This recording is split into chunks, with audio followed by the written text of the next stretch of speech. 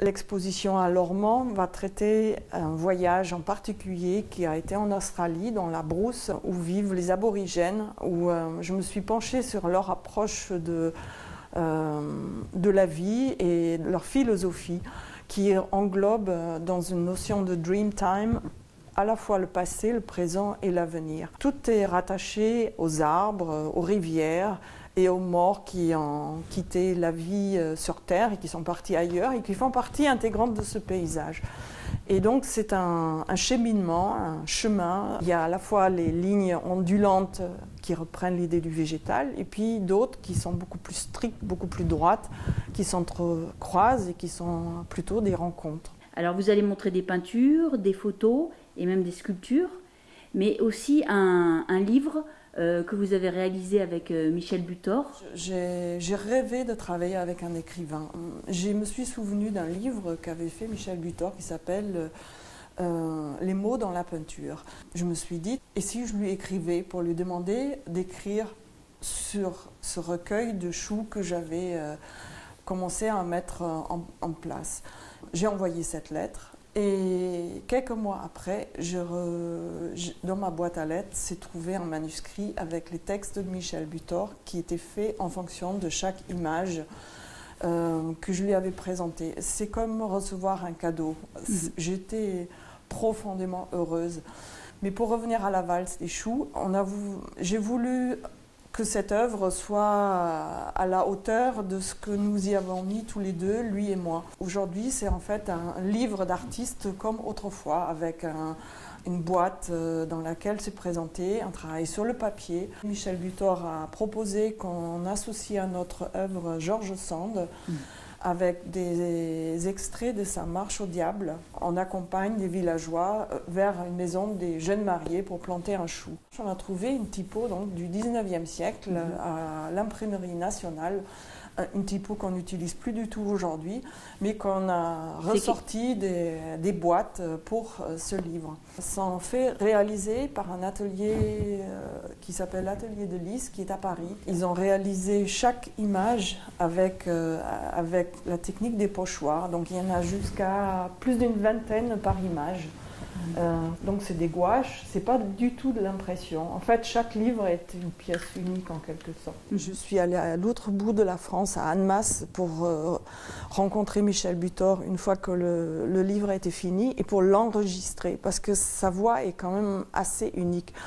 Ça s'appelle La valse des choux, donc il a lu sa poésie vraiment comme une valse, il y a un vrai rythme. La musicalité des mots a été très importante pour Michel Butor. Et en même temps, on a cette prose qui court le long de chaque page de George Sand où il change de voix. Choux de lune écartant leurs pétales, aux rayons s'infiltrant dans l'orage. Alors on apporte la corbeille, et le couple païen y plante le chou avec toutes sortes de soins et de précautions. C'est vraiment un hommage à la mère Terre. Et voilà qu'on est dans le sujet de l'exposition à Lormant, qui est totalement un hommage à la terre nourricière et au monde agricole aussi, aux paysans. De l'enfant, dernier né, qui commence à rêver de voyage au long cours. Les assistants crient, excitent et calment l'attelage humain.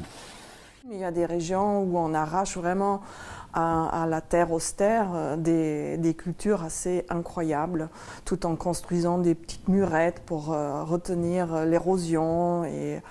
Et c'est un travail qui est séculaire et qui est toujours perpétué aujourd'hui. Dans les représentations qu'il y a à la fin du livre, dans les 3 ou 4 dernières pages, il y a une forme de chou qui est un peu, on dirait une forme d'épaule d'un homme, et ensuite à la page suivante, il y a une forme un peu rouge avec des feuilles un peu rouges qui pourraient paraître du sang ou associées à la féminité. Et on parle justement de la possible naissance d'un enfant ensuite, grâce à la manière d'avoir bien planté le chou. Des allusions à l'être humain sont indéniables. La palette, elle est très variée puisque c'est un travail qui a duré plusieurs années en fait. Et j'ai inventé des variétés qui n'existent pas, comme le chou de glace, ça n'existe pas.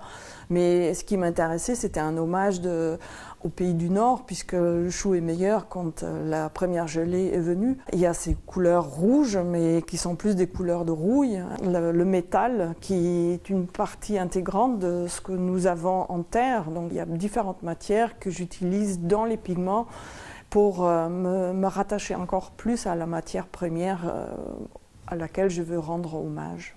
La porcelaine, n'oublions pas, c'est de l'argile, donc c'est issu directement de la terre. Et on le sculpte, c'est une chose, mais on lui donne les lettres de noblesse à travers la cuisson. Et c'est là que tout commence à se compliquer, puisque la cuisson, elle est impitoyable. Quand vous mettez une pièce dans un four, vous ne savez jamais si elle ressort indemne. Il y a énormément de casse. Pour avoir 10%, il y a un sacrifice de 90% qui se brise à la chaleur. Et donc il y a cette espèce de humilité qu'il faut apprendre en travaillant avec cette matière. Et c'est aussi quelque part cet art du feu que je retrouve dans la peinture. Et j'aime beaucoup cet aspect de l'imprévu dans lesquels je trouve de nouveaux chemins et de nouvelles possibilités. Celui qui veut oser, qui part à l'aventure, parfois ça marche et parfois ça ne marche pas. Et après, ce qui est intéressant aussi, je trouve, avec la porcelaine, c'est que c'est un matériau qui devient très très dur à la cuisson ensuite.